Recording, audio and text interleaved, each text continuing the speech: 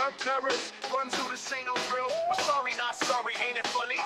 Herb Lee on the track, license to ill. Advise opinions may be, but facts ain't lies. It's gold medal mentality. Watch the sunrise, one of one and checking in. Silver sitting pretty, still means second best in the world. Get witty, face down opponents, pressure cooking hot. Gave my sweat, my focus, everything I got. TJ Bronze, or TJ holding down the beyond. Still on the stage, he's I fought the Giants, turned a new page. Little discipline, focus, respect for the fight. My fight ain't lies. It's gold medal mentality. Watch the sunrise, one of one and reality. Silver sitting pretty, still means second best in the world. Get witty, face down opponents, pressure cooking hot. Gave my sweat, my focus, don't walk on eggshells thin. If your feelings get bruised, let the whining begin. But don't wait for apologies, don't hold your breath, son. We're sorry. It's that favorite time again. It is the time for the Warehouse 15, and it hasn't been too long, hasn't been too short. But again, like we always say, remember, we're here to discuss the world events with you, what's going on in Taekwondo, but more importantly, sorry, not sorry if we hurt your feelings. We haven't started with third place in a long time, and I've apologized to TJ's mom on numerous occasions. So I'm going to work my way up the performance ladder. We're going to start with the bronze medalist today. TJ, how you doing, brother? I'm good. I'm good. Just chilling, hanging out. Like I said, always Thursday's a good day for me. Just But you've won ready, some gold excited. medals. I mean, we're always calling you bronze TJ, but you've won some gold medals.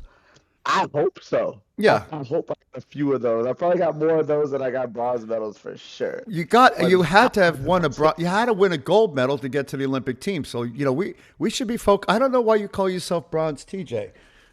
I mean, I see you more as a pewter guy. actually, I used to have a bunch of poker friends I played poker with in Miami, and there's two TJs, one TJ and other TJ. So it was I was bronze TJ, he was white TJ, white Oh, TJ and white bronze TJ. TJ.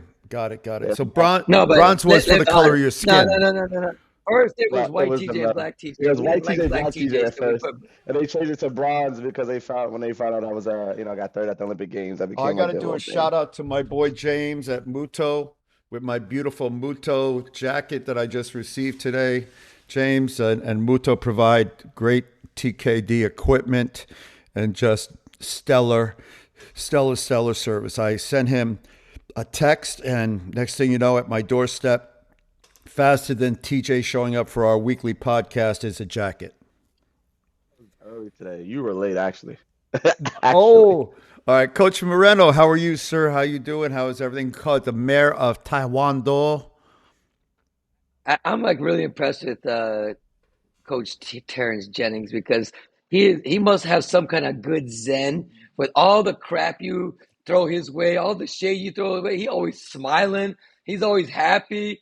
Like I don't know. I think he low key about to like come over and He stab you. is he But is very look, listen, he's very kind and generous, which means one of two things. He's either Forrest Gump oh, shoot. and he doesn't understand what I'm saying, or he's incredibly patient and a Buddhist at heart.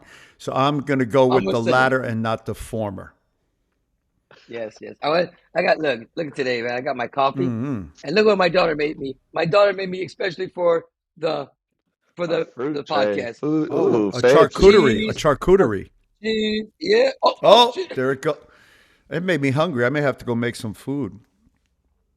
Wasn't that cute? She's like, here for your podcast. She gave it to me. Nothing but love So in I the felt Moreno good. household, and loving children. So they can't. And I mean that in a good way. I mean I'm talking about in a good way. So just family Speaking of first. Camila just had her 12th birthday on Saturday. We had a nice little Nice. birthday party here at the house for her and her friends Crazy. and some family members. Did TJ come? Yeah, it was TJ come crazy. down? Did he get on his pony or I his wish. 40 40 He was 40 there. acres and a mule? How did you get there? First of all, the Moreno household, when we have parties, the party isn't just for one person, it's for everybody. Wait, So we hold on had a like a second, lot of adults. honey. It's like happy Could you birthday. check Oh, the that's Could you funny. check the mail? Could you check the mail? Yeah. No, I'm sure he sent it. There was an invite. Yeah, to a birthday party. Yeah, nothing. All right, No, sorry. Go ahead. I did send it, but I mean, I sent it in Pelican, my way. Pelican's over here in Miami. I sent it over that way. Well, happy Ah, man. So it was congratulations. great. Congratulations to your beautiful daughter and your wife and your family. There's nothing better than celebrating birthdays and that kind of family time. Yeah, cool. Well, So listen, I thought go ahead. just Go ahead. No, I No, was no, go gonna. ahead, I've got to. sir. I'm always saying bad things about people, so I'm going to take a second to thank, in particular, the staff of USAT. I had a coach who didn't do what he was supposed to do in a timely fashion, so I'm always criticizing them. That doesn't mean I won't criticize them anymore, but I've got to say thank you for helping my coach, who was recalcitrant and didn't sign up in time, and making him able to come to the USAT event, which I'm sure we'll talk about. But, I'm the kind of guy, when you do something good, I got to mention it. When you do the other stuff, I'm going to mention it as well. So to Steve McNally, please, thank you for the amazing service that you gave my athlete and me, and I appreciate it. All right, we're up. What's up, Mr. Moreno?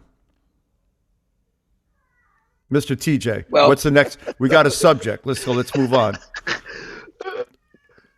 That's the softest thing I've ever heard him say.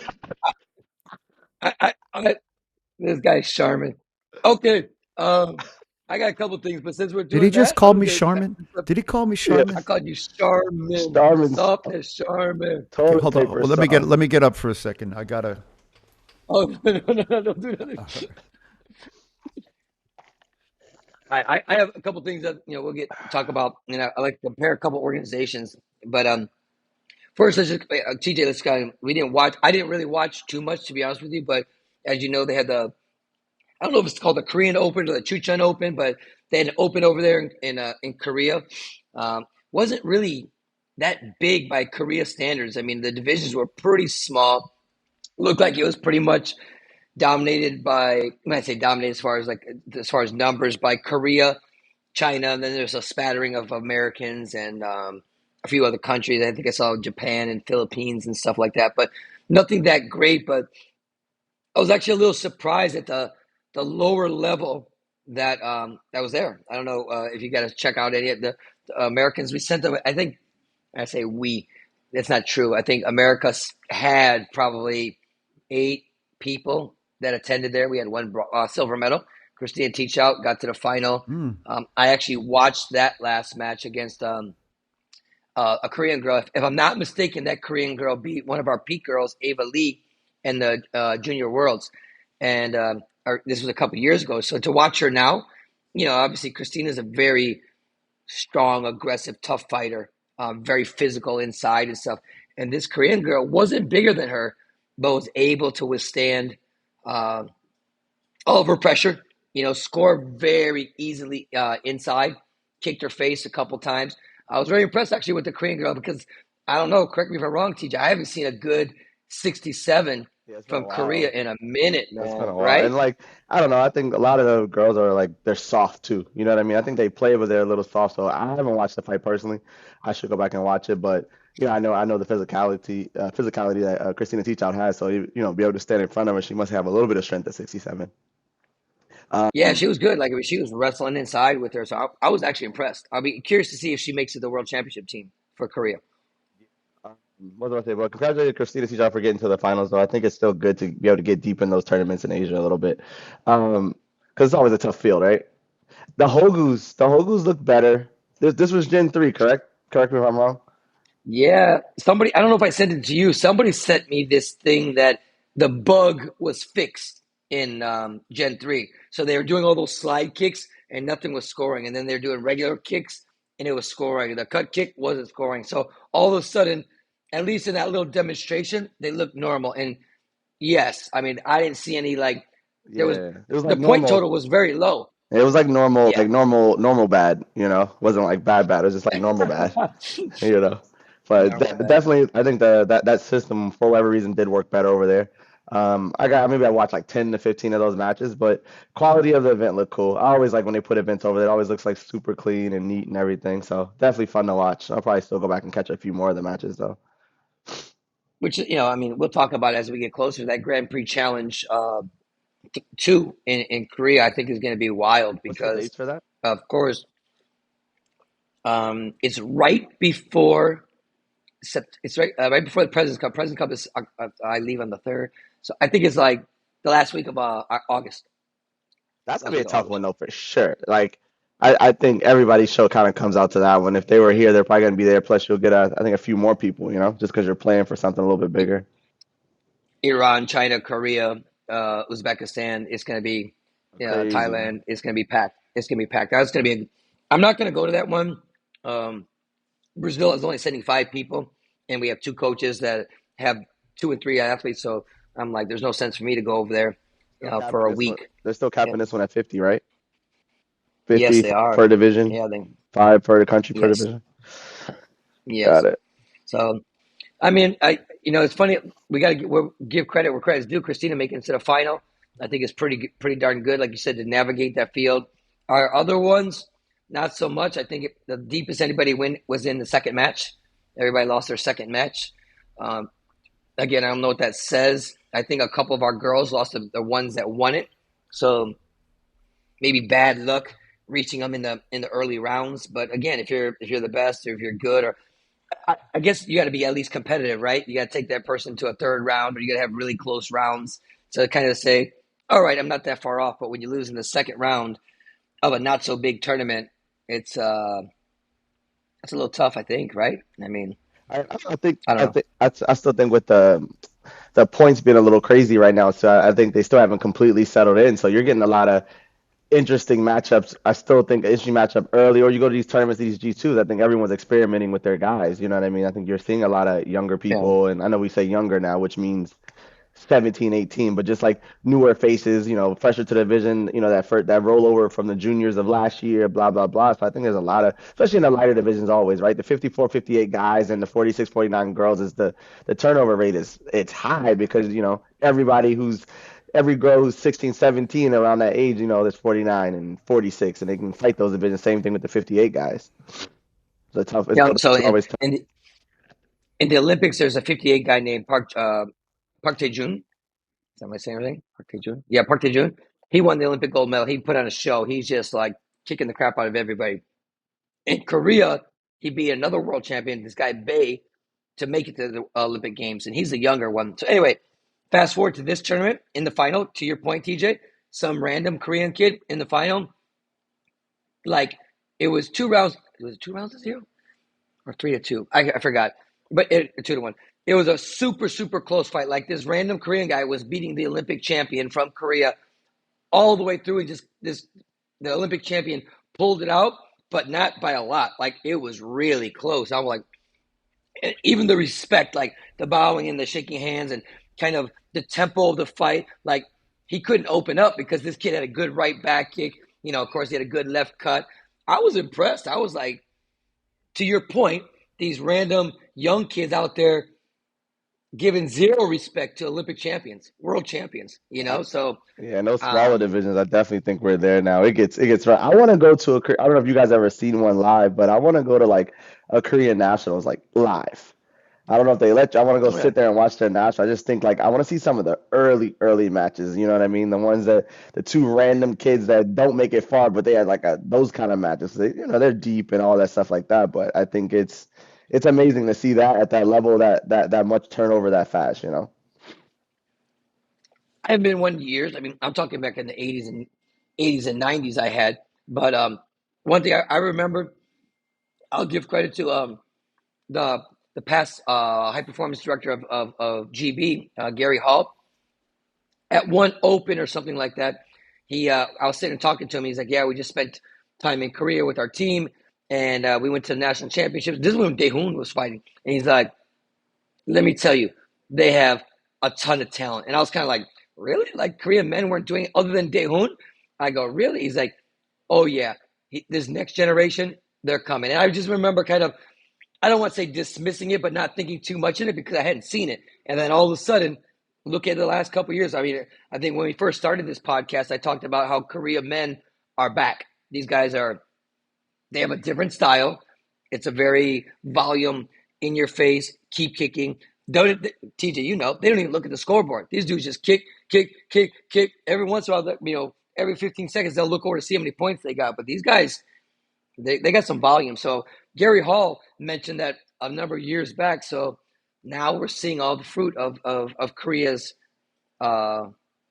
changing of the guard, so to speak. So it's kind of cool. Well, But you got to remember in part that fighting style can work because nobody gets hurt anymore, right? So when the when yeah, the when the 100%. technique is based on, just touching the chest protector, learning how to do that. And I'm not making it sounds like I may be saying something about that. I'm not.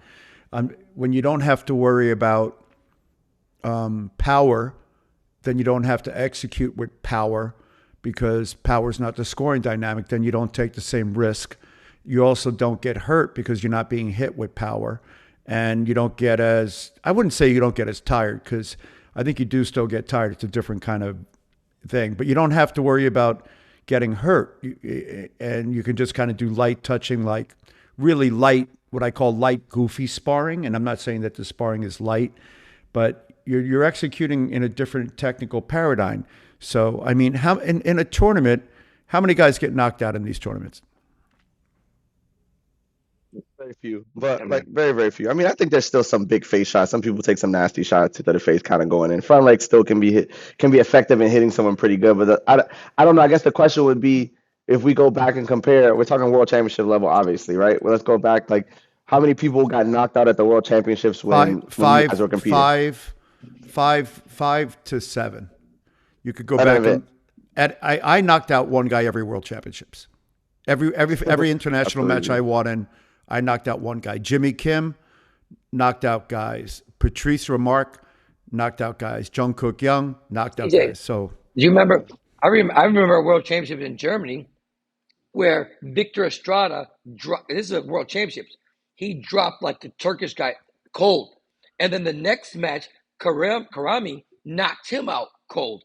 Like these are, I mean, Victor Estrada was great player, a five-time World Cup champion, and he gets dropped by Karami. So, listen, I think your point, Young, is, I mean, when the way people used to fight, the contact level was so much that you couldn't try to, like, we could, TJ, how many times we have people with bad knees, and we're like, let's see if we can kind of skate around these matches and just see if we can steal it with this and defend, get in the way. In the old days, you couldn't do that. There was just no way. It was just impossible. So if your knee was screwed up, you have no chance, right? I mean, can you imagine you, TJ, trying to slide back double, slide back triple? Like, it's impossible, Yeah. So, I mean, I get it. That's not a commentary on anything other than to say. No. Like when I watch, I mean, and I'll say this I will say, and it's not going to sound good. Basically, when I look at these divisions, I haven't seen one player that looks like a fighter. I've seen players that look like K-pop dancers and ballet guys. They're little skinny, tall, flexible people that, I'd love to fight one and just hit them really hard and I'd not worry about a scoreboard. And I think that's a difference. I think when you looked at our team, teams that Coach Moreno and I were on, or your team even, and not to say that your athletes aren't conditioned, it was a different kind of body type. In order to take the rigors of fighting Olympic-style Taekwondo, you had a condition. We practice chest protector drills with two chest protectors called Terminator drills, where we hit each other as hard as humanly possible. First of all, to make that sound in that point. 2 chest guards? Damn, two. That was soft. No, two. Just two? Two. And then we had drills where we did one, but for the most part, we did two. And there was a reason you didn't do. You had to wear two. You couldn't do a practice. You couldn't get. No, I'm just kidding. No. I get it. Listen, that's so crazy. I said that last podcast. We practice blocking now, and before we used to practice getting hit. How ironic is that? We used to practice getting hit. If you practice blocking, you get your arm broken. For sure. You couldn't take. But the thing was actually, I remember doing cover punch shows, and you had to wear double pads in your arm. No, but TJ, it wasn't to practice getting hit, but we had to have the feeling of hitting the body. So unfortunately, we didn't want to kick a shield or whatever. But I'll go getting hit though, like, because I think there was more trading stuff too. Like when you go back leg, and close stance. Like if your arm's out there, you're gonna take one to the ribs. And sometimes it was a 1v1, and I had to hit you harder than you hit me. If you throw a round kick, you might get back kicked, and when that back kick hits you, you had to be returned with another round kick. Because the way the scoring dynamic worked, they didn't score the round kick and the back kick. They scored the last thing. So if you round kick, hit him with the round kick, he hit you with the back kick, you came down and you hit him with the round kick, it was 1-0 for you. It wasn't 2-1. They didn't have the intellectual capacity to understand that you could score both techniques. So if two techniques scored, no points went up. I was going to offer this, like, if you took TJ, we talked about this. Me and you have so many conversations that we could have our own little offshoot. But these average Taekwondo athletes, they're tall, skinny, like you said, young. There's something. Wait, You're right. You before put them let's in. go back in for a minute. But there's something different about TJ today. If you're on YouTube, oh, he doesn't have a hat. Oh, okay. You looked younger today. Yeah.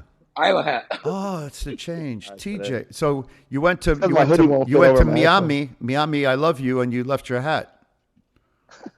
But I need to go to Miami. we're all wearing peak apparel today. So I have my Godzilla, Hey. Hey. and Gojiro, as they say. But go ahead, Coach. I didn't mean to interrupt you, although I did. Shout out James Howell. Sorry, not sorry. Shout out James Howell. Juice. No, what I was saying, if you took an average Taekwondo athlete, like you said, tall, skinny, and you hit him hard, you'd break him. But if you do the same thing to one of these top level guys, they know how to deal with you hitting them hard, and they'll just be like, okay, whack, whack, whack, and they'll get you. So I would say in the old days, the same thing. There was some tall, skinny guys like Doug Lewis. Oh I'm just man, saying American. yeah, Doug Lewis. yeah. I was tall and skinny. Chris Spence was tall Yeah. and skinny, and we learned how to do it. So I think, as always, we talk about the highest level, they're able to deal with it. The mid level, I think, not so much, not so much. But anyway, that's that. I just want to talk a little bit about that Korea tournament. Yeah, I think overall the Hokus, I was just happy to see like the kind of the score. Like I could sit back and watch it and I'd be so overwhelmingly shocked when stuff happens, you know?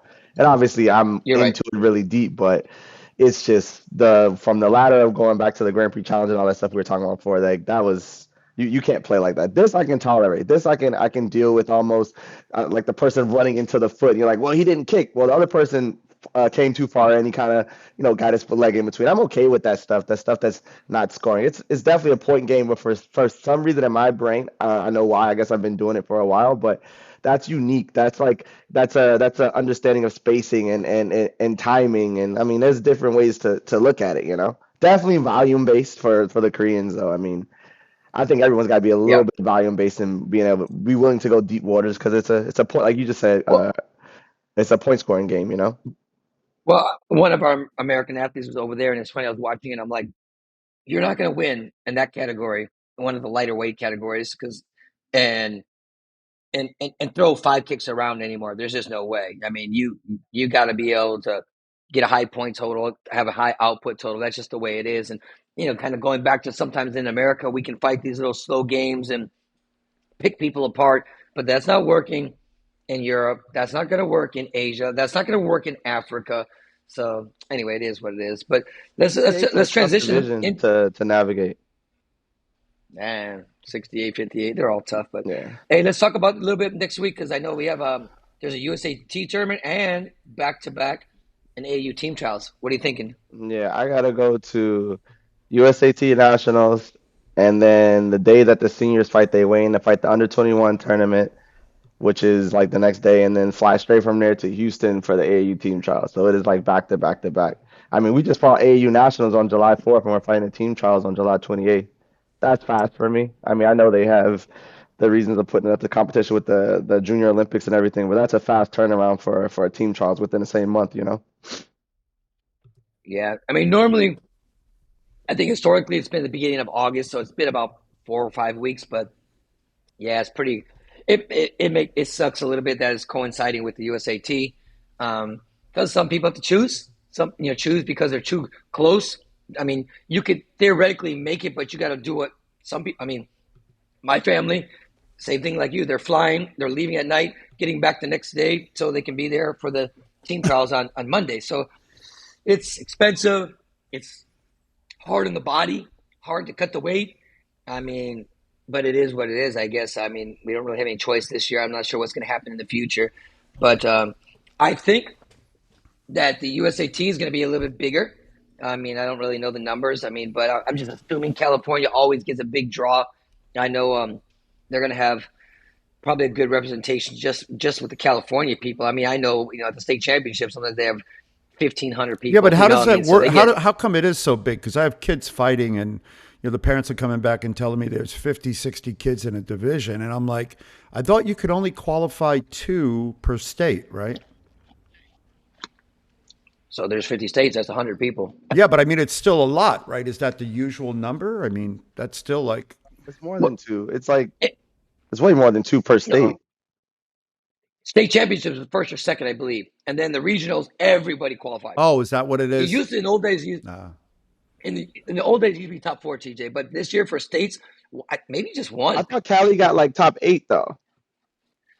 So Cali did get top eight because before they had two, and I think this time they only had one. And because it's so big, as they should, the top eight qualified. I mean, because their states are bigger than anybody's, and so you're a 10-year-old blue belt, 70 pounds, and you got 60 kids in that division. You tell me you're only going to get one or two kids from there? That's not fair. I mean, we talked about this a long time ago with the regions. I mean, in wrestling, gymnastics, all these things. Listen, if Texas has got the best boxers in the world or the best wrestlers in the world, and in Iowa, no, not Iowa, in Rhode Island, there's only two. It is what it is. If you're good, you learn how to beat everybody in Texas. If you're good, learn how to beat everybody in California. But I agree with California getting eight. With if you're gonna have one state, I mean, Florida has 450 people max. That's for forums, fighting. It's small right now.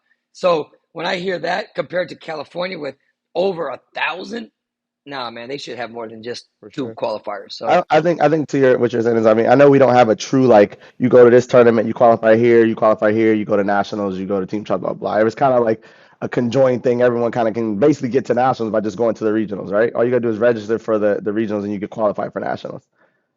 And that's that's all an you open need, which is tournament. crazy. Yeah. So I mean, that's an open Crazy. tournament. You don't got to do anything to get there. You just kind of register, go fight. I mean, I look at it this way. I know it's a lot back to back for my guys. I got a couple guys doing all three. I got some guys doing two. I got some guys doing one. But I told them basically, we're just looking at the from the development side of it. We're gonna go get matches, and whatever happens, just keep kind of moving, looking forward to the next one because it is gonna suck. I ain't gonna. There's no other way to tell them it's gonna Young, suck. Oh, check this out, Young. yeah. So they have this under 21 team trials. Is a new world championship under 21, which I think is a good initiative by the WT. So I don't know the date. TJ will know the date, but they have that I think on the 21st, and then senior fights on the 22nd, literally back to back. Like May that's not just get there the that's not 22nd. good planning. Yeah, the Oh, day okay, they good. fight, the nationals, they're weighing in for the under 21 or under 21 and then fight the nationals, one or the other. Juan Carlos, Alejandro González, María Lucia Mendoza, Macarena Chipotle, Tapatío con queso, guacamole Ferreira, Santiago Rodriguez, but everybody calls me Bobby. My name is Pablo Juan Carlos. Sorry. I mean, I saw that thing kills me, man. I'm sorry. hey, that's just true though. That's just true right there. Everybody calls me Bobby. Bobby. They call me Chewy. Yeah, it's gonna be a lot back to back though. A Yeah, lot but of I matches think, back to back. I think it's, they do things to save money at tournaments and to the detriment of the athletes and the coaches. And I think you have to think about that, especially when you want to have performance, right? So, I mean, that's got to be better and well thought out. It's hard to be a Taekwondo athlete now, especially an elite athlete. If you want to win and you got to have money, you got to have a sponsor. And, it wasn't that we didn't have to have money. We had to have money as well. But we could at least have, we fought in 3 to 6 to 7 high-level tournaments a year. So you fought, if you weren't on the team, you fought to qualify to go to the nationals. You fought nationals, team trials, team trial finals, and then 1 or 2 international events. But like in '87, which was a lifetime ago, I fought like 6 international events in like 8 months. Like, Pan Am Games, Pan Am Taekwondo Championships, World Cup, World Championships, right? Nationals, team trials, team trial finals. So like, 7 events, that was a lot. I can't even imagine how do you peak now? You have to go to all these events and, you develop a survivor mentality rather than a winner mentality, right? You can't peak. And I think that's in professional sport too, in soccer, right? It's hard to peak when I look at these soccer guys because they're playing at the World Cup, the World Club Cup, the UEFA, whatever they're playing at, and they're forced to play in them. So what do? Taekwondo is I just think we're in weird an just for era. the money. Yeah, I think we're in an era of like more like build and sustain. You know what I mean? You gotta build and work when you can, and then you're sustaining across 3, 4, 5, 6, 7 events. The top higher But level do you guys, that's the peak? choice. Do you peak? In other words, I you're an Olympian, you and let's talk L.A. So you yeah L.A. you got to peak for L.A. That should be what the reality is, right? And right where the next Olympics is what, 2028? All right, so 28. We're Yeah. in 25. We're in 25.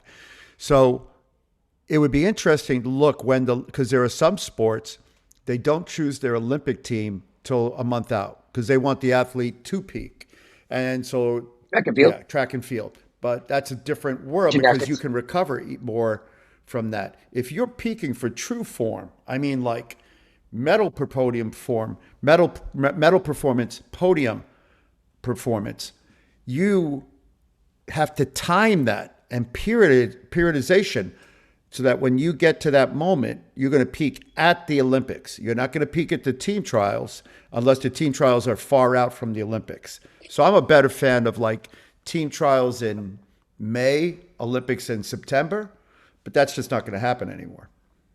So, listen, I think so. Let me go back because TJ, I'll ask you this, and I'll ask you this.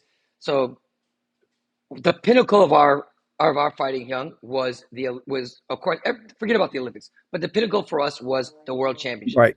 Anyone that won a World Champion was in a different category. Like you were like a World Champion, a World Champion, World Champion. It never went away. But now, TJ, a lot of people win world championships and you congratulate them on a big tournament because they just got 200 freaking points. But like, it's almost kind of watered down because like right now, there's a Grand Prix 3 right after the world championships in Thailand.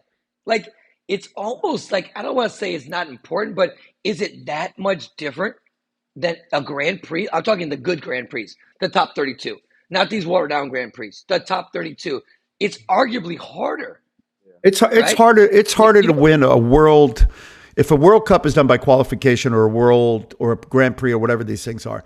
If you're fighting, you know that the first match you walk in is top 16, top 8, top whatever. That's a harder tournament yes. because the other ones are That's random. You get everybody. You might get Botswana. Not to say Botswana's I good. feel, I feel like the world championships now, because of the point, is like the bonus thing. Yeah. If you get that, you're almost guaranteed to go to the Olympics via points, right? I mean, that's almost what it is. So I don't know. I mean, it that's does you were take talking some about of how many the. times you fought. I mean, I think it started back. It started when like I mean when the Grand Prix first started. What was the first year? 2013. First Grand Prix is 2013 in yeah, I think yeah, London, right? London. Anyways, irrelevant. Or Manchester. I'm not sure which one it was. It was 2013. Um, everybody that was top 32 showed up. You had 1 through 32 in attendance. I think it was a little different. The moment we started getting ourselves that drop off, and then the fill-ins, and then we got the wild cards, and you start adding all those elements in a little bit. It changes the sting of it. We know when yeah, people have gone to Grand Prix and the other 3, 4 big guys in the division weren't there, and there was 3, 4 other decent guys, but that as well, and even the 100% seating changes everything too. yeah. It's a little easier to look at as just another competition, even though they're big medals, Well, to obviously. Young, to your point, listen again. It was much easier. You can't peak today. You're right. Maybe for the Olympic Games, maybe, especially if you qualified in January. You already qualified. You had time to like kind of get yourself ready. I think there's a balance. I know when I was coaching Briseida Costa for Mexico, they did the trials like I guess it was like 5, maybe 4 weeks before the Olympics. It was too much stress. I mean, there was too much buildup, and after that, it was a down, and then it was kind of like, oh, it was very difficult to go. But so there's got to be that time. But the great Steven Lopez, like the guy fought twice a year. All right, well, actually, usually once a year. He fought the team trials, and he didn't fight the Pan Am Championships. He waited to the Olympic game. I'm sorry, the World Championships the next year, and maybe he would get to a training camp or something. But he literally let everybody kick the shit out of each other. He watched everybody. Then he kept his mystique. And then he went in there. He took care of the average people, and sometimes he would have a bump in the road in the quarterfinals or semifinals. But he was fresh enough, good enough, too much stress on the other person to basically, navigate that era to win 5 world championships. So, to your point, he was able to do what you should be able to do in high level fighting. And MMA, they peak. right? They look for the right moment, to become the UFC champion. Boxing, same thing. That's the reason why they don't fight every 6 weeks, dudes. The top guys fight every 6 months or twice a year if they're lucky. So, anyway, that's enough of that, I guess. But the team trials for AAU and the nationals for USAT should be interesting, and it's going to be, I think, a battle of attrition for some people. Some people. I think the higher tier of the guys that are competing at the higher levels is a little bit easier to I guess you say peak. Um, because I think before when I was competing, obviously I was just using my air. The competition within the United States was heavy. So like you did have to almost peak at nationals, or you didn't go to team trials. You did almost have to peak at team trials, or you Yeah, didn't go to the second phase. I'm and my personal story. I'm standing across from an Olympic silver medalist, the world champ. Like if I don't peak today, there's no tomorrow. So I mean, I think there isn't. there isn't, So I think it's that kind of build and stay sharp mentality. I mean, how many months did we have between the final Olympic trials and the Olympic Games? Like 3 or 4 or 5 in I don't 2012. think it's that much. I think Maybe 3 months, 2 months. maybe 2 to 3 months max. I Yeah, don't even think it was 3 months. I think it was maybe 2 months, maybe 2.5. yeah. We had a good time. I mean, honestly, it was the best time. I mean, we were still sharp. We didn't have a whole lot of time to bask in our glory. You know, so it was a good time frame. But uh, again, TJ, you're right. Hyung, you're right. I mean, sometimes this domestic things was so hard to get out of. There was so much stress to win that you just felt like you were built to go on to the next step. I think it's all been watered down on the domestic qualification, the domestic finalization of the turn of the team. Um, so when people get to these bigger levels, they don't really know who they are. They don't really know if they're really prepared. They probably don't even. I would say a lot of us they don't even believe it. Going to what you said, I remember my thing was nationals, always nationals. Like for us, we celebrated if we got top four at nationals, and I didn't even care after the quarterfinals. Like I didn't. There was some people I'm like, you need to win a national championship, but some people I'm like, I don't care because I knew in 6 weeks we had the team trials, and that's when I would put my game planning for each person. Nationals was crazy because I didn't know who we are going to fight, when we are going to fight. It was just stress. But once we got to the team trials, that was the real like the extra step. But nationals was everything because that got us to that step. But now, like there's ranking, there's winning at nationals. I got a kid that's in the team trials next year because he won the U.S. Open in January. Arguably, he don't have to do crap this whole year. Well, they made a requirement that you have to go to nationals, but he can go to nationals, kick me in the face, I leave, he can show up in the team trials next year in January. I don't think it's correct, but to my point. That's one little avenue for him to get to the team trials. I mean, I get I'm the not a fan of incentive, that. I'm not but a fan of any of that. I mean, I get it. You want people competing internationally and doing those things that these kids are doing. I get that part, but like, I don't know. I would take. I mean, if it was up to me, I wouldn't even do. I don't think I would rank in the country. I wouldn't rank. I would have unranked tournaments for nationals. I would just do like old school and just make a randomized bracket. I think it's important to find out, like you said, about find out who you are. What if you do got to fight the big guy first that day? It is what it is. You go to World Championship, and now I know it's a little bit blah blah blah is seeded, but we got a lot of young guys that are going to these big tournaments and they're the lowest ranked people. So you're gonna fight someone good first match. yeah, young. I got an athlete that went to the East Regional. To only two people in the division. Oh, I forgot. They lost. They lost. They got second. They didn't get second. They lost. Okay. They're going to the USAT Nationals. They're ranked number 4. what? How? I, I, I didn't even know. And I was told this. I'm just kind of like, Oh, so that's right. They that's, have this national. Yeah, I've never been. I laugh at the national rankings because what they have is, and I see the schools use it, and the challenge is the organization's run by PR people, right? So when they're doing this, they're trying to make PR, and in the PR of it, that's what's happening, and it doesn't help the sport. I don't think it helps the sport. nah. Which, you know what? Maybe that's a transition because I think I was talking to somebody from another country, from Mexico, and I watched the Mexican team trials and I was looking at the team and it's a little, man, it's starting to mirror the United States, TJ. Um, the leadership is questionable in Mexico right now. They've had a president that's had 2 terms, and the first time in the history of the sport, the guy changed the bylaws to get a 3rd term. So they're talking about if it's legal or not. But anyway, in the meantime, we know the debacle they had at the Olympic Games. So now they have athletes living in other places and training, not at the training center like they historically. If you're first or second team, you go to the training facility and you train.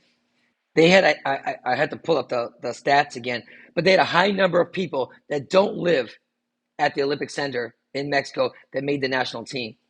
You had Olympians and world champions that lost in a one-off fight to somebody domestically and now not going to the world championship. So it's really interesting to see how there's some disarray from the leadership. I made a comment, earlier in the year after the United States team trials that there was 2 men out of 8 places that was based out of the academy. There was, I think, 2 women. Same thing at 8, or maybe it's 3. I can't remember. But it just didn't look really good if the national center with the best athletes, the best coaches, the best facility, the best resources go to a domestic team trials and they're not performing. It doesn't say a lot, right? It doesn't give the people, the community, a lot of confidence. And so that happened in Mexico, and you're looking at their team, and now they have always had national team coaches, and now they have 4 coaches, 3 which are random, 1 that's at the training center.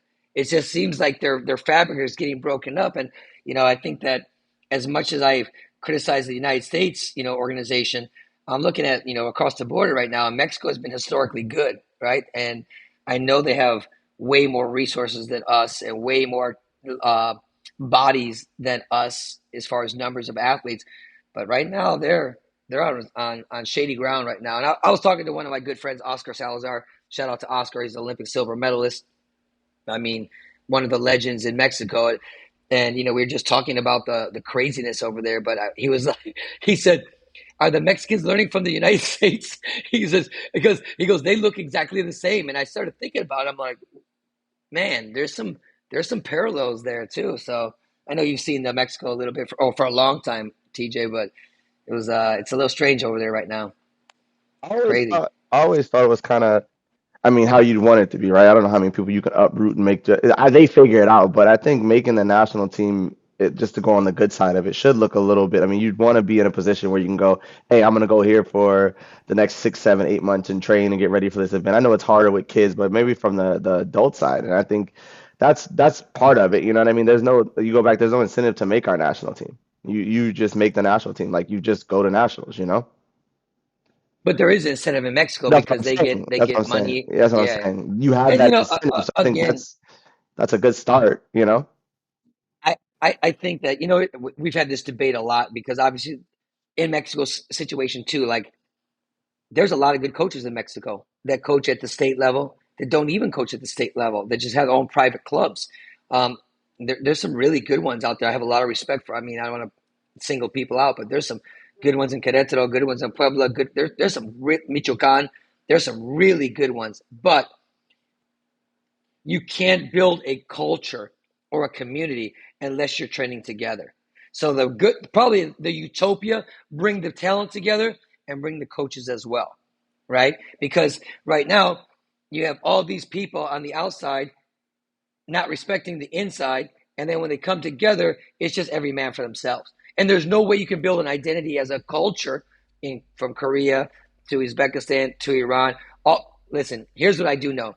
All the successful teams, they put the best guys together. They've had what do you call centralized training. Now, that goes against my philosophy for America right now because we don't have a centralized training. It's not open to all. It's a private club that says, we like you, come over here. Not Mexico, you make the national team or B team, you go. But that's not the United States, right? If that was the way, we would have 16 men and 16 women there. They'd have 36 athletes there. And guess what? You want to see the cream of the crop rise? You would see the cream. But they don't do that. We don't have I don't know, do we not have the resources? Apparently they got millions of dollars, but we don't have the resources. They don't care. They don't want the time. They don't want to build a bigger staff. They don't want to integrate with other coaches. I don't know.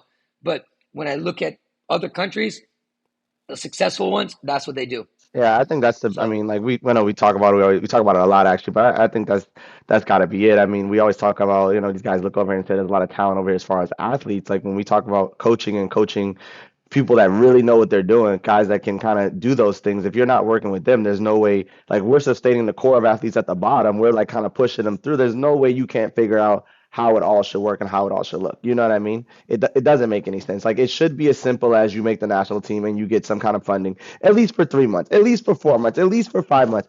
Give so they have a little bit of relief and you kind of keep them in the system of some sort. I don't. I remember we talked a long time ago, coach, about how I think we had some open or somewhere, and we're talking to the Russian guys, and I know they have like they do their regional training centers and like kind of like it was a matter of you perform X this year with this amount of money, we review, you get more athletes, da da da. They kind of let the coach build into where they're supposed to go as opposed to trying to snatch and put everyone in one system. I think that slope of having the centralized training is always tricky. You know what I mean? I think especially now, this yeah, day and age with the electronics and with all the variations of the game, like we're not talking about, you do this, they do this, you stand up. Like it's a little tricky. You can score 1 billion ways, you can win a match 1 billion ways, you can lose a match 1 billion ways. So I think trying to put everyone under one system and teach them all the same shit is the dumbest thing you can do at this point. It makes no sense.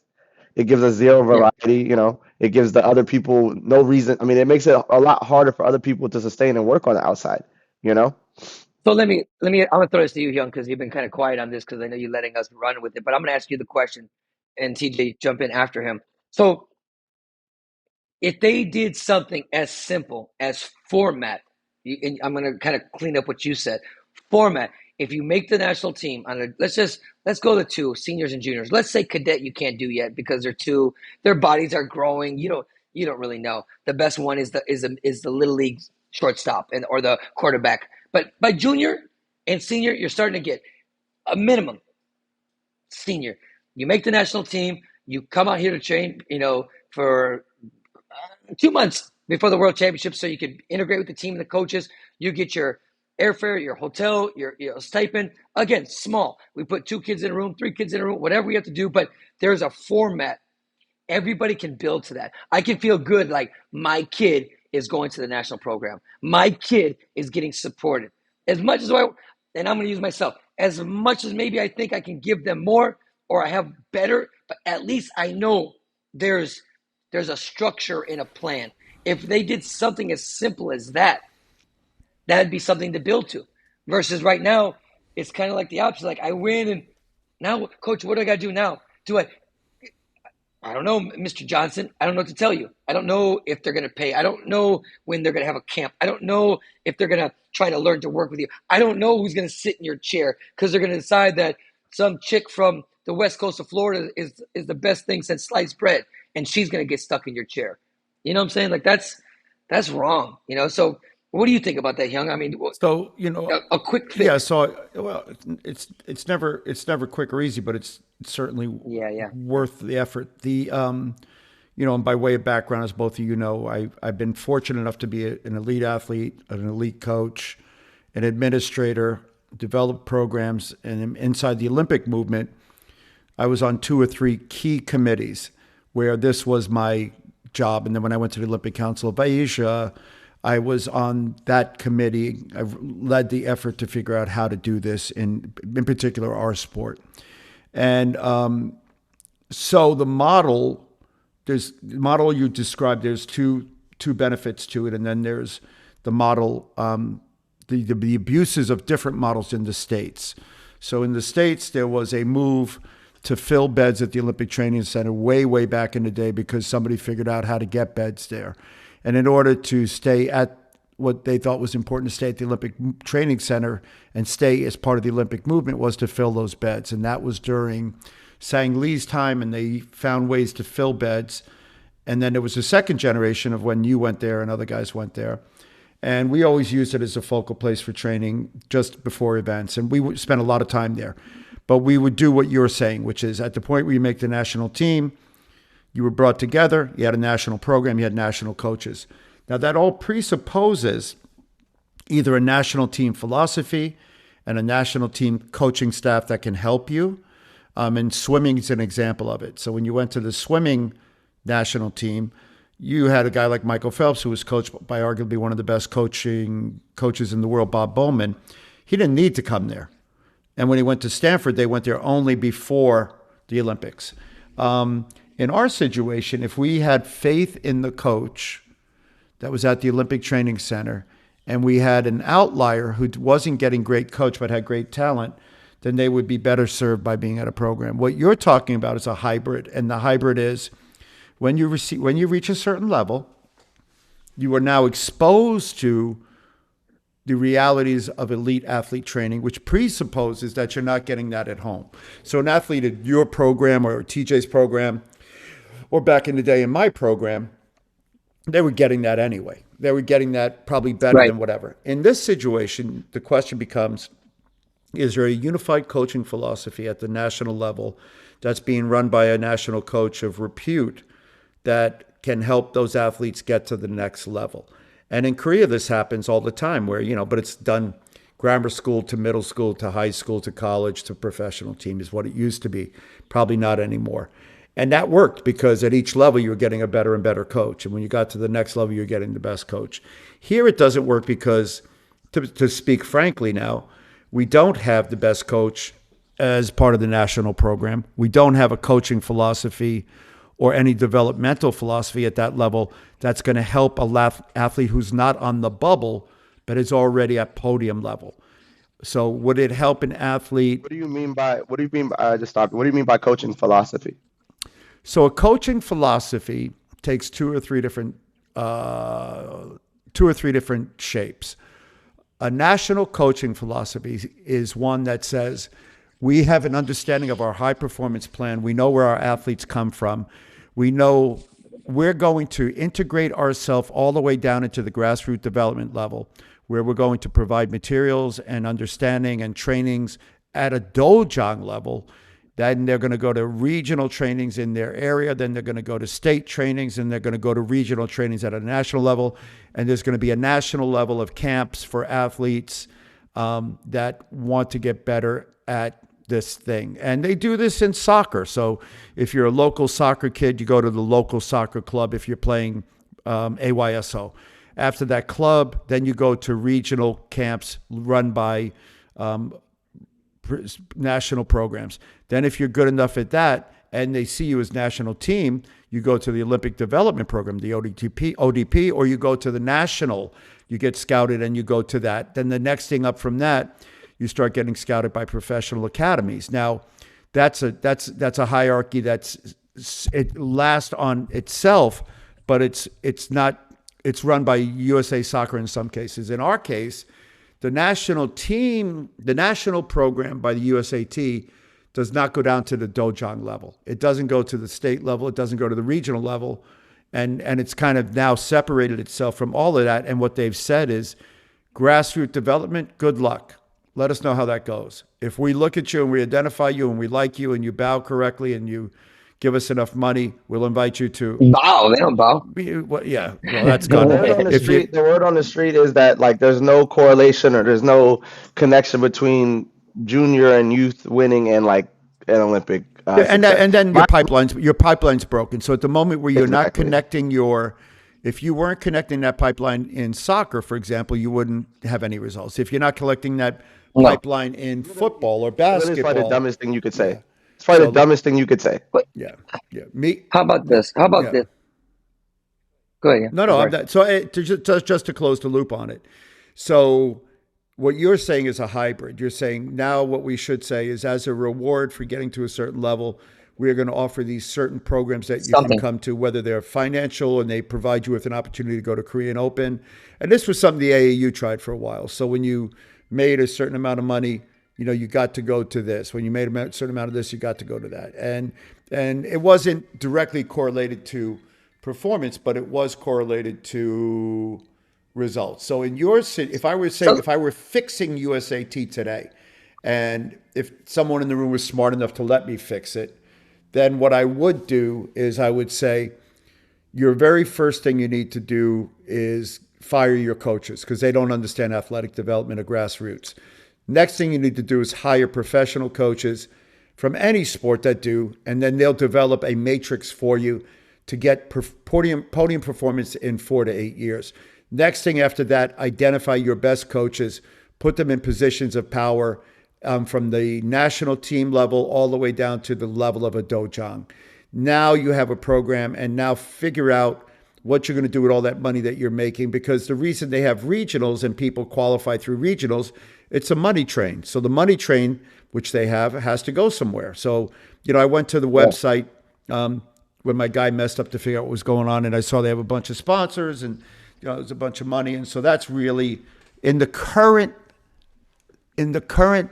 incarnation of USA Taekwondo, what I've said is the solution to performance and success. Now, you don't have to like it. You don't have to love it. You don't have to hate it. That's it. Now, when you look at success, you then judge success and say, what have we missed? So if you're not getting enough athletes in the pipeline, you got to address that. If you're getting athletes in the pipeline, but they don't have the right information, you have to address that. If you're getting the athletes in the pipeline, you have the right information, they're not performing, you have to address that. They're going into the international arena and they're not performing, then you have to address that. But without so there's no accountability at the dojang level, no accountability at the state level, there's no accountability at any level. So let me give you the last thing, and I'll stop talking because TJ's clock ran out. If you had athletes coming through the program, and at the regional level, these athletes were identified, and you put them into the national team, whatever, pipeline, and they don't perform, then you need to fire the guys at the regional level, because he hasn't developed an athlete that's fitting the profile.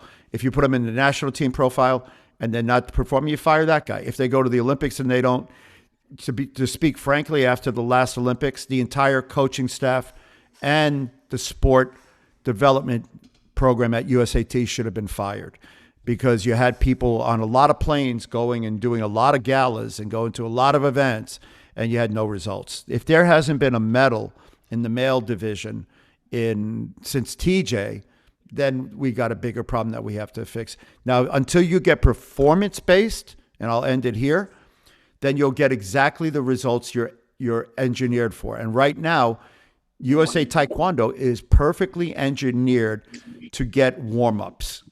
And what I mean by that is, guys show up at a tournament, they have two desires. One is to get a warm-up and come home.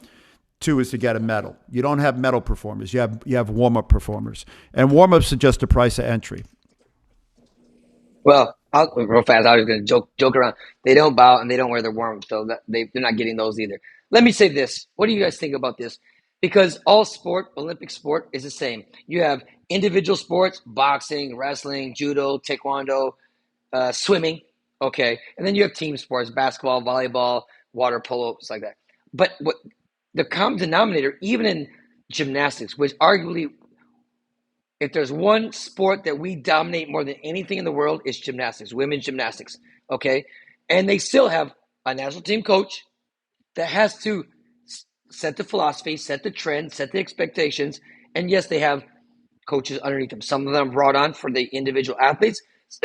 Some of them happen to be people that work with the head coach. But you have to appoint somebody that can organize those individual athletes or those team sports. When I look at USA Wrestling, they have a head coach. Doesn't mean that he can coach every single pit, or because some come from the military, some come from university, some are trained by themselves. So the only common denominator that I can think of is somebody that is leading that charge has to have the confidence and the respect of the community. That community has to feel like that person cares about everybody. I'm gonna use myself. Look, my title is the head coach of Brazil. I don't go around to all the clubs. But I bring the guys together. I put the people in place, but I set the philosophy. I say when we train. I say what times we train. I say how often we train. Everything. I say what time we go to breakfast, we dinner. We set our culture so that the coaches could do their best, so the athletes could do their best. That's the way the program works in Brazil, because they don't have a centralized training. If they have centralized training, maybe I could do that. My point is, here in the United States, I just said the national team staff, they have one person that leads it, supposedly, but I don't care if they're a nice guy or not a nice guy. It doesn't seem like they have the best interest of everybody. That's Because if they did, they'd be taking every national team, every junior So team. then you have so stop there before you go further, because now that's where you fire somebody, because the price of entry for a coach that's running a national program is inclusion rather than exclusion. And at the point where you become exclusionary, Well, that's my second one. yeah. So that's my right second there. point. There's not a second. You got to go to your second point. But here's the reality: at that point, there's threshold issues for national programs. So I can't be in charge of USA Taekwondo because my demeanor and my political way of handling things is not inclusive. In other words, I would fire people, I would hire people, but I would have results. There's a difference. I would definitely have results, but I would fire and hire people. I'm not inclusive. In a weird way, the guy who's in charge of this thing needs to be inclusive to a fault and open the tent, make a bigger tent rather than excluding people. Go ahead. I'm sorry. No, but then my next thing, TJ, was going to be, okay, if that person, let's say, doesn't have the real best interest of all people, then even if his staff was considered top shelf, look at our country. Nobody looks at those coaches. I'm sorry. If you don't like it, nobody looks at those guys and say, oh my gosh, that's the person that's going to take me to wherever I need to go. Okay, they're on the staff. Okay, they're living out there. Okay, they're with them every day. It doesn't mean that they're good. It doesn't mean that they're qualified. It just means that they're there. So by default, they are considered national team coaches, which goes to like what we've talked about. There's so many pockets of people in this country. I mean, without being self-serving, there's so many pockets that are more experienced, produce more, been there longer, understand the communities a lot better than the people that have been positioned up there, from administrative type people to actual coaches.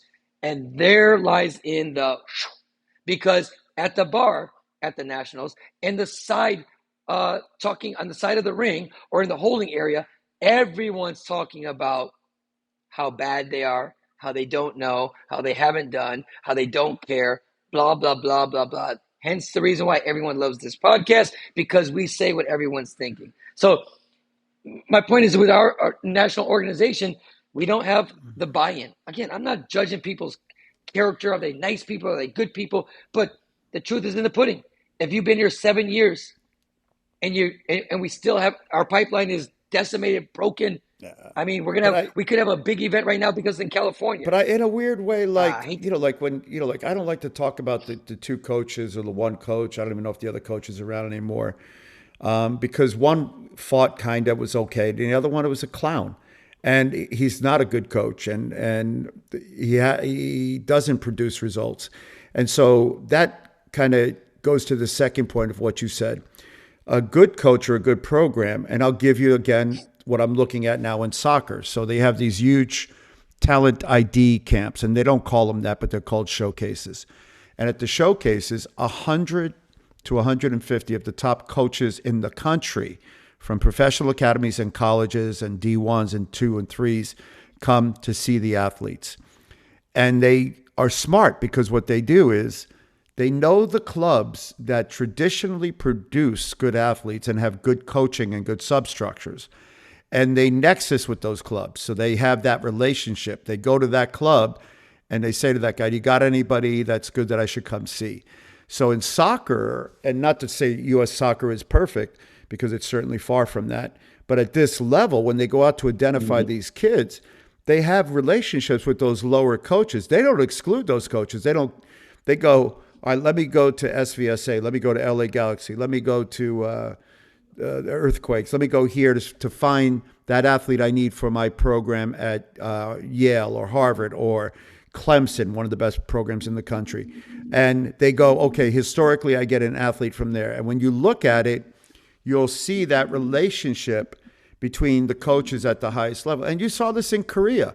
Korea at Dongsung High School, which was world renowned for producing athletes, Chede had a relationship. They went down there to see, okay, who do you have for me? Well, the USA has a relationship though with me, because they have a para medalist, Olympic medalist, a world champion, and a brand new recruit. No, they have a relationship Your athletes have a relation. You don't. You're welcome. Yeah, thank you. And they should say thank you, and they should be sending you money. And my point I is got a that question. they're too stupid to fix it. And that you can. And I'll let you go, TJ. But here's the last thing I'll say. You can excuse ignorance. You can't. You can excuse naivete. You cannot excuse ignorance, and you can't excuse stupidity. Naivete is when you don't know better because you haven't had access to the Arrogance. information. Ignorance is when you see the information and you ignore it. Arrogance is when you know all of it, and despite knowing all of it, you don't fix it, to the detriment of the American public. And Taekwondo should be defunded for the level of I blame arrogance. your senior. I blame your senior. I blame your senior. Who's that? But anyway, DJ? you know, Oh, Warwick? your senior. Whoa. Listen, the guy, You better bow to him when the you see him. guy, he's not my senior. I'm actually a ninth degree, and I think he's a third. But the No, he's your senior, man. yeah, I give him the respect he's due because he was my team captain and he was one of my coaches.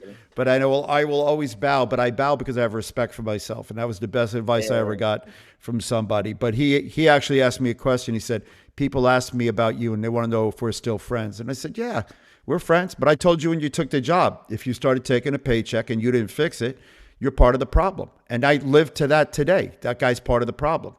And I gave a shout out to Steve McNally. Why? He solved a problem for me. And so I respected that. There were two other people in that text, one my junior, one my senior. They didn't text back. They didn't offer to solve the problem. So one's my junior. And I used to employ him in this program, right? The other one's my senior. And, and it's ironic that the guy who solved my problem wasn't a Taekwondo guy. So I give him, I give him a lot TJ, of what are you respect gonna for ask? that. I was gonna ask, probably more to you and to you both actually. When we talk about the not being successful, I guess my Wait, question would I be want to ask the what. question. Wait, so you're going to ask the mayor of Taekwondo, and then you're going to Both of ask the grandmaster of disaster? Yes, sir. All right, just checking. Go ahead. Together, Sorry, not sorry. simultaneously at the same time. What does success look like when you say non-performing? Yeah. Because we always talk about it, right? And I think like we talk about last Olympic medal being 2012, yada yada yada. I'm not sure the community or people understand like what would we want to look like at this point, or what should we be to go, hey, we're winning, we're successful. And I don't mean winning by medal count, I mean winning overall. But yes, sir. No, I was going to say this before you asked that because I'm not naive. I know that it's difficult to win in the world nowadays. Even the best national teams maybe get a medal or two medals, but everybody knows they're still good. Does that make sense? Like it's almost the eye test. So you're right. If we had, let's just say we went to the World Championships, and excuse me, because I know in our era it was different, but let's say we had three medals. Let's say we just got three medals through the men and women, right? But we had a bunch of quarterfinals. We had people losing to the champion in the quarterfinal. Like we had some death matches, and you just felt that the USA was strong. I remember a year one time we went to the World Championships, and same thing. I think we had two medals. I think it was Mark and Steven, but I don't know. Maybe I can't forget who it was. But we had a bunch of just the U.S. team looked strong. They were going deep into tournaments. When I look at Turkey, when I look at Spain, you never notice them, and then you go, damn, they got three medals, or damn, they got four medals. Same thing with Uzbekistan. There are some programs that you can look at, and you can say they are healthy. They're good at every stop, cadet, junior, senior, university, and you're like, they're building. How many times do we say, oh, that team's up and coming? Does anybody say that about us? So for me, it's the eye test. Are we? That is my Hi. beautiful daughter. You're always showing off your I beautiful know. daughter. This Yeah, is my yeah, beautiful she's so pretty. artist. Have a kiss. Yeah, she shows Love me you, all her baby. stuff. But seriously, TJ, I think it's more of, are we healthy? Do we have Brazil's like this? We recognize that we're probably going to have two or three top people on each side, men and women. But from top to bottom, we want to make sure people train hard, like do things the right way, get in scraps, make good decisions. And of course, sometimes they're just not talented enough to beat the Iranian or the Russian. Okay, but we have to be competitive. So I'm not looking for a way out. I'm just being realistic. You're going to have your stars, but your pipeline has to look healthy. Your national team has to look dangerous. We've seen it. Has anybody ever said that Iran's not good? No, but they go through their times where they're not producing their 4 gold medals on the men's side like we've known. Russia, same thing. Uzbekistan, same thing. So my definition of success and healthy and performance and result is having your stars show up consistently, having a mid-level person have a great result, but overall the team is well trained, dangerous, competitive. They look the part. Jordan, they don't bring a full team, but would you say, TJ, that they're healthy? Would you say that they're competitive? Yeah, Everyone. sure. Everyone. So success as defined by the U.S. Olympic Committee back in the day and still even now is based on sustained, and the words were chosen, saying it was chosen. I was on obviously at the point where we made our mission statement, and we chose the words carefully. Sustained, competitive excellence, performance versus results. So, and now ask yourself a question. Is it sustained? And the answer is no. Is it competitive? No. And is it excellent? No. And so on all fronts, you're missing all marks, because you can make a case when someone's performing well. And we talked about this in the coaching program when we created it, performance over results. So if you can perform well, you can run into the best guy first round and perform well. You could, and it was interesting. I was watching this again, some soccer thing, and the guy said, you have no control over what happens on the pitch. In other words, winning and losing, you have no control over. How did you perform? You don't even have control over that. So that was an interesting thing to kind of say, but it's not untrue. So you can make an argument for everything that's happening currently, but if you have over how many years it's been since we've had a medal? Did you say 16 years? Was it? Olympic medal? Yeah. Well, How many since years? 2012. So, yeah, How many years not has it been? 16. Well, 2012, Yeah. 2016, 2020, 2024. Yeah, 4, 8, 12. It'll be 16 years by 2028.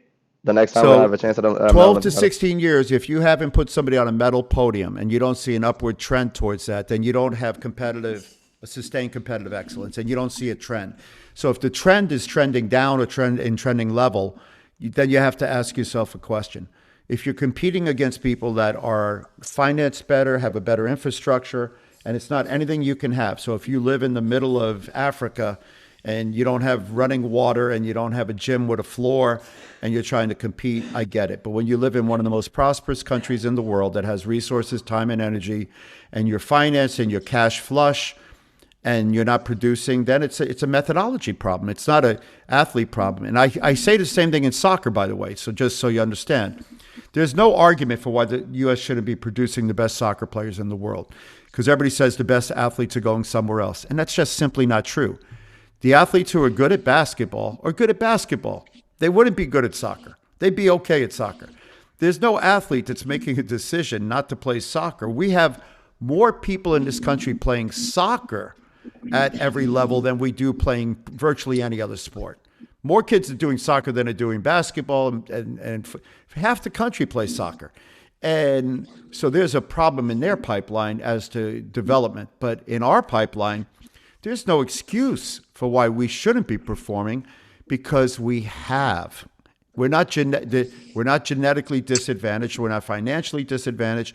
We're not intellectually disadvantaged. So the answer resoundingly is that is an administrative problem. That is a methodology problem. That is simply a philosophical problem. So, But that's why I told you, TJ. For me, it's we got to be competitive. We have to look the part. We have to be the part, because I'm not naive. I mean, I do like that. I mean, that's why I like Khabib so much. Khabib is like, in MMA, he all of his people, he's like, whatever's going to happen is going to happen. Maybe you get knocked out, you get choked out, you lose the decision. All the work has already been done. But so some of it is out of your control. I know yeah. we like to say we control it. We can, make your luck, but sometimes there's just weird things that happen in the sport. There's literally no answer. But that doesn't mean that you're not successful. That just means some weird thing happened. But I don't feel like that's the point right now. I don't think we have sustained competitive excellence. TJ, how many times you harp on it, like, oh my God, that one result saved an organization? The World Championships saved by a world championship. person's out. One Olympics saved by a person that maybe wasn't even supposed to be at the Olympic Games. So that's not sustained. That's not competitive excellence. That's pretty fortunate.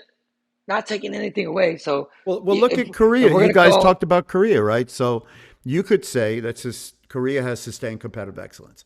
They have people in the pipeline that are coming up. They plan for those people in the pipeline.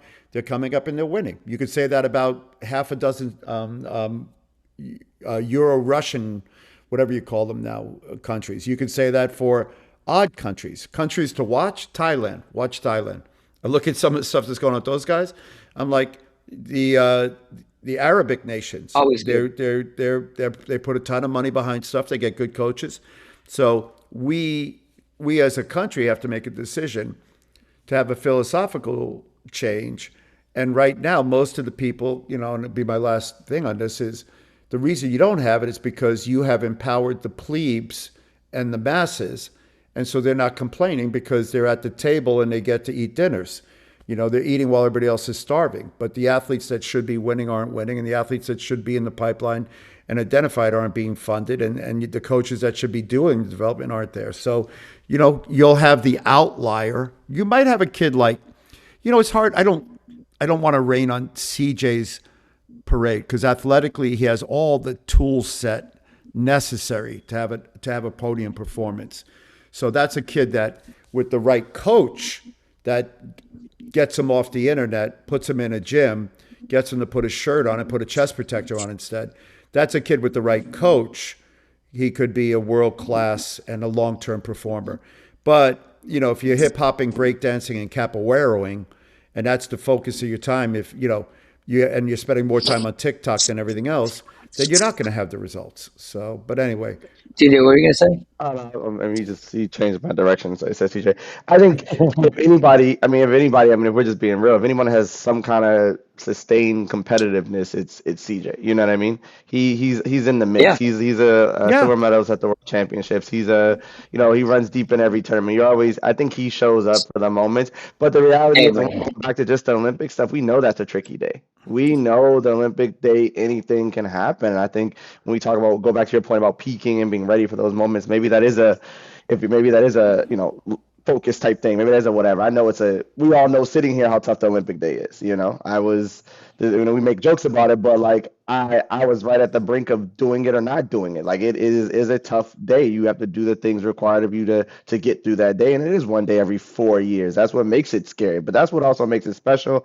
That's what also makes it tough. That's what also, when you have that guidance and that help in the chair with you and in the room with you and telling you what's right and what's wrong, sometimes I think you are put in a better situation. But I'm a firm believer in coaching is definitely more than giving drills. It doesn't matter the drills you're given. It's the belief in the drills. It's the belief in the system. It's belief in the process that gets you through the tough moments. All the rest of it's clown work. Everyone knows how to kick and hold targets and da da da. Obviously, some coaches have better explanations of when and why, but it's all the same shit. So coaching it's got to be deeper. It's got to be deeper. And if like you go back to you guys' point about the culture has to be built. The organization has to believe in it. I mean, like you said, Coach. I mean, people say they like this podcast because we say what they want to say. I mean, that's what we all three of us sat here and chosen to do. Look at this from just a point by point standpoint. I mean, obviously, we feel what we feel, but all these points are valid. Like, no, there's been no lies told here. There's been no exaggerations. I always ask the question about what does success look like because,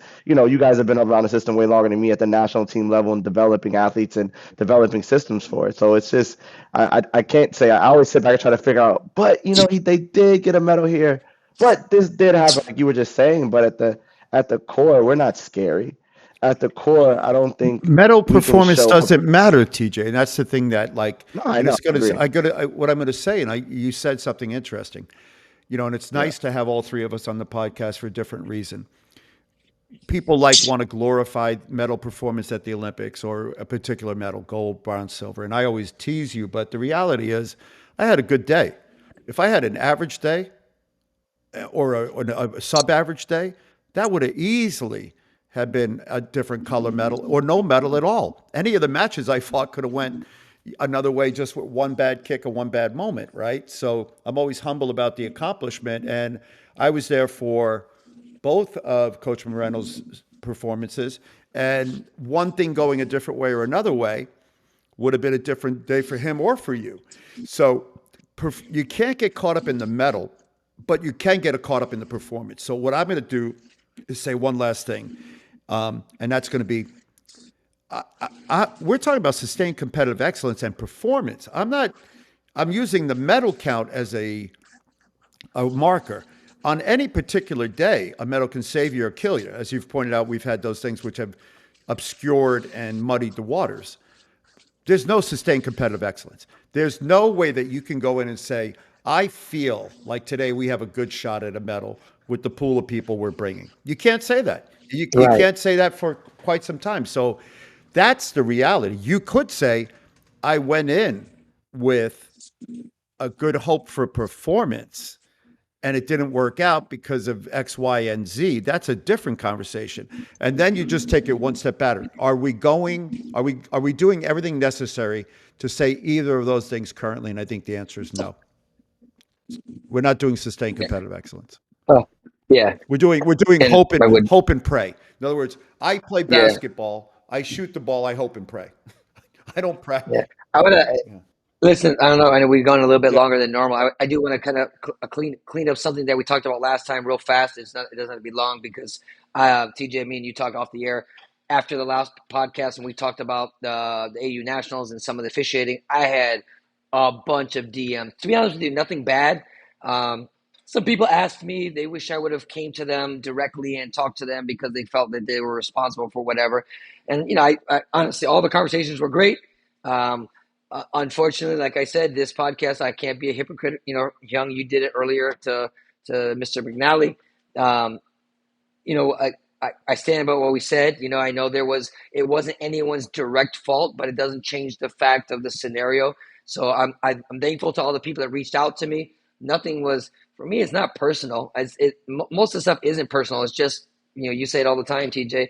It's logic. It's things that really happened, and now we just have to deal with it. So to the people that we talked, that talked to me personally, thank you for reaching out. I'm always willing to have a conversation. I'm always willing to help if asked and if needed. And some of those people did ask, moving forward, if I could help them a little bit. So that's kind of cool. And I'm happy for some of that maybe the fist up response for people, because at least by them reaching out to me, it shows to me that they're willing to come to the table, right? They could have stood there and say, screw Juan, screw TJ, screw her. Oh, they want to, but they didn't. They actually came. I respect that more, that they sent me the messages. We had some good dialogue. Everybody went away happy. I had some people that my friend Alex, Mr. Alex, he's awesome from Houston. He was like, I hope my ring wasn't bad. And I go, man, you know what? I actually sat and watched your ring, and you know what? You did a great job. And I feel bad for people like that, but just, again, putting it out there.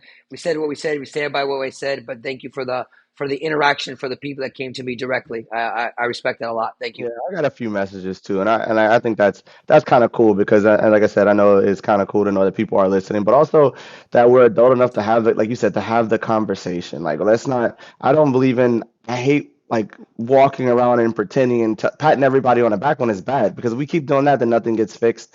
So I'm Right. happy that I did get the message I got. Obviously, like you just said, a lot of good conversations and a lot of like straightforward conversations. So I definitely appreciate that. So, sir.